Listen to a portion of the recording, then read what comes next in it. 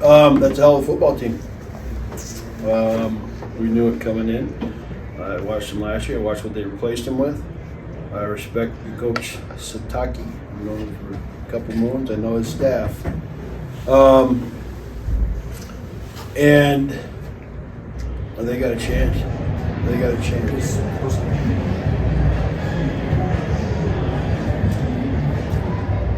They have a chance. I was very impressed. Obviously with their defense. New quarterback, he did some things. They got him out of there after he put up quite a few. And then they wore us out, which in that game I need them to turn the football over 3 times. I need to slow the game down a lot and run the ball, which we couldn't do. I need to throw deep, which we had a problem with because we couldn't protect. Throw some screens, that one worked. So that's a long day in Mudville, boys and girls. But it is what it is. I told Stuck, you got a good football team, go win them all. So, ready to go. What do you take all the questions you got? Was that good? No? Okay. Questions, anyone? How do you feel, why did you guys have such a hard time stopping the run, particularly with LJ Martin in the first half? He's really good. Got tired. That's Guinness, Avery East does. I mean, their whole line played well. Monsters of the Midway, I didn't watch it all. I watched a couple of the plays. When we got edged, that's usually the stuff I watch for defense because I'm dealing with the offense. But he's a talented kid, man. Their scheme is what it is, Size caught up to us. They wore our ass out. What did you think of Lockmeyer's performance tonight and maybe what he did well for BYU? Well, I watched him during pregame, because I was hoping his height wasn't right or his weight wasn't right, and then I looked at his ass and his legs. He looks like he got a damn centaur. And then he's throwing the ball well. Durable, fast, smart. I liked his release. He's taller than I thought he was. He's a good football player. So, and we know it. We watch his other stuff. But he's powerful. I mean, he's which will make him durable for them.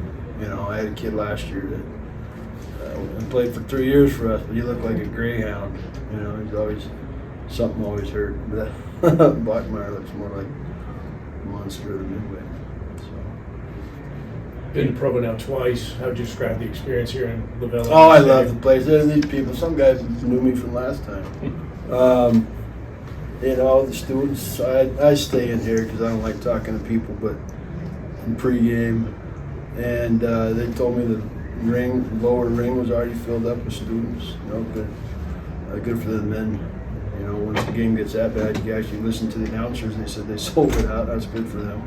But it's a great place. I don't know how they turn them lights off and on like that, and then put their phones up like they're at the AC/DC concert or Riley Green. I should say around here, but it's an experience. That's college football Saturday, man. Well, what were the biggest differences? You came here in 2016. What would you say the biggest differences of this BYU team was versus back then? Or 2017, sorry. I had a little better team that year, even though we got the donut. I just talked to them about that. I thought we should have beat Oregon State that year. We missed 3 PATs and 2 field goals and lost by 2. Then we come here. My team was confident. And then we splintered after 2 losses. It turned upside down. I was naive as a head coach, but I was better then, and they're better now, too. Honestly, I remember that team. I was at another university when we came down here and played them. I watched them play. Nevada Reno, moons ago. My kids are small. I snuck them on the sideline. That's a good football team. They lost a lot of guys on defense, but they didn't lose any production. Do you feel like the blocked field goal kind of caused the wheels to fall off for you guys?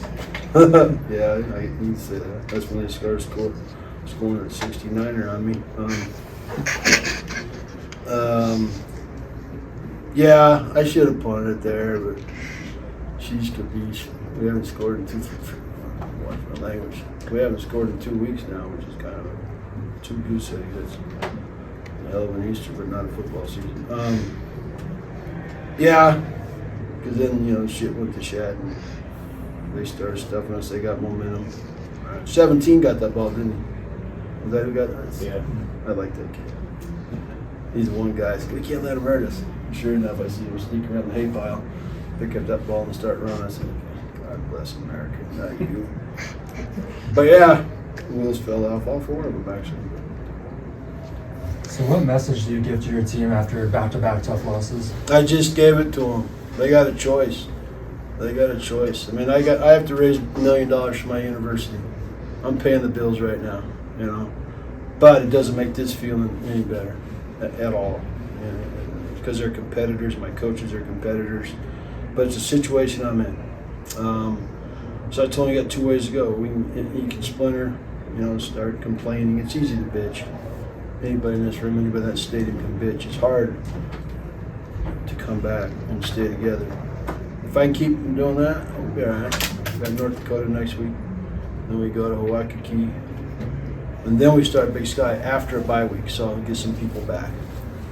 We're a little banged up. You mentioned that BYU defense earlier. With an offense where you're rotating quarterbacks, how do you prepare them to counter or attempt to counter out a defense like that? You know, they did a good job doing scheming what we did last week. We added a little bit more this week. And it worked early. I lost a tight end, that went to hell.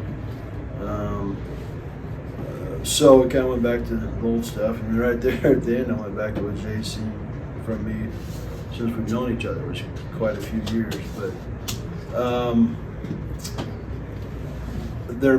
that 14, the Vegas kid, he's good. He's talented. He's a greenhorn. He's a freshman, and he's there, you know. So when he's going out there on his time, I'm saying command the huddle. I'm trying to teach him from square one, you know. You don't have to do everything. Give it to them. You know, get down the red zone. Don't go back. I'm just trying to teach them the game, because this is my quote preseason. And after these first 4 games, I can win the Big Sky if I can keep these guys together and get them off the scooters and out of the ice bucket. Yeah, 14, that play action pass where he was throwing against his body, that was a really impressive throw from the young buck. He almost connected. He's got a big arm. He's very athletic, you know, but everybody runs RPOs now, you know, where all you do is count the people. He screwed up, messed up a couple of those, you know, and I'm like, what are you doing? Count 3. We can all count to 5. He's going to be damn good. He's not yet, but he's going to be. I promise you. Watch him. Keep an eye on that kid. You've had a couple good quarterbacks come through. I remember you coached Alex Caressa, didn't you? Oh, yeah. Yeah, he's a BYU boy, Snow, and then how'd you pick him up? How'd you get him over to Portland State? I talked to him. He lost track of him before the game. That's a story. That was my first year, and we watched film. I knew I needed a couple spots. I needed a quarterback. You know, I had a safety. I had some good football players that played in the league. But Caressa, I saw his film. I'll never forget it, because most people's highlight film is, you know, 6 minutes, 5 minutes, 4 minutes. I think his was like 39 minutes, and every play was better. I said, all right, we gotta get this kid. And he went to Virginia, and I love him. I'd say this in front of him. I think they looked at him. You know, he looked like Gumby. You know, looks like one of them puppets. Then he ended up at our place. It was magic. The kid's a good football player. Smart. Can't say enough about Alex Caressa. Anything else? Thank you, folks. Appreciate it. Coach, you want something? I'm say it. Our plane doesn't. Can I ask one more question? Yeah. BYU tried to lead the Big 12 last season in interceptions, and you guys had trouble last week with interceptions. Coming into this game today when there was none at all, was there an adjustment or something you prepared the quarterbacks with coming into today's game? Well, excuse me. So I have to look at it, but I think they sacked us before we threw it, number one. I tried to go deep this week. I wanted to throw deep, run the ball, and throw screens. Excuse me. And I figured if I did that and they turned it over 3 times, fourth quarter, we might actually get it. So they need to blame their D-line on that, I think. Between the pressure, the sacks, my guy throwing the ball away, my guy scrambling out of the pocket. So that's on. They shouldn't get mad at anybody except their D-line. Thank you, Coach. Mm-hmm. Thanks, Coach.